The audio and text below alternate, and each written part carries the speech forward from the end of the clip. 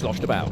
I then repeat it on the magnet board and you can see there's a considerable difference. And on the slow mode, you can see the board vibrating and bobbling around, but the top board remaining relatively steady. But what about really bumpy ground? Well, the town I live in has very old cobbled streets. How's it going to cope with this?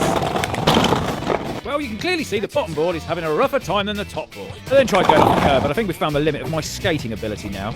But the board is definitely best on a nice smooth surface. With that aside, it's just blooming good fun.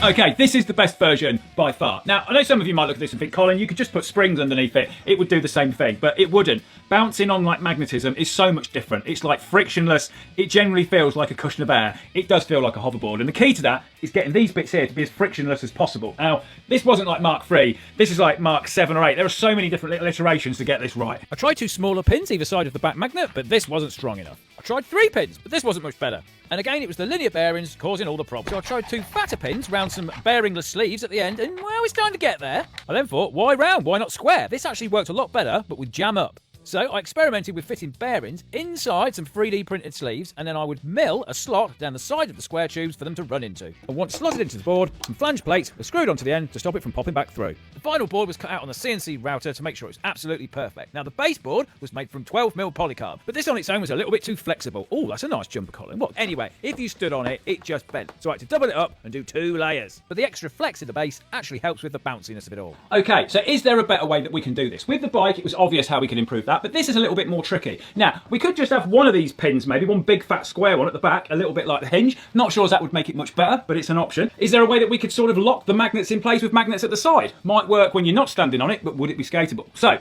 ideas in the comments, because sometimes you guys come out with some absolute brilliant ideas. And of course, this board essentially did come from a comment. The guy, Don Brown, who actually gave me the idea, is actually one of the guys behind Etnies, whose shoes I've been wearing since I was 16. So I think that's kind of cool. Now, thanks to Magnet Store for supplying the magnets. They got so excited with the magnet bike, they had to be involved in this and absolutely love the project. So if you want any magnets, go and check them out. And they are. Work on the Secret Garage car lift is going on in the background. But until then, subscribe, because what an awesome project.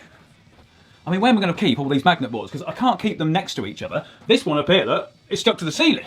I could stick them to the side of the Secret Garage, I suppose, because it is metal.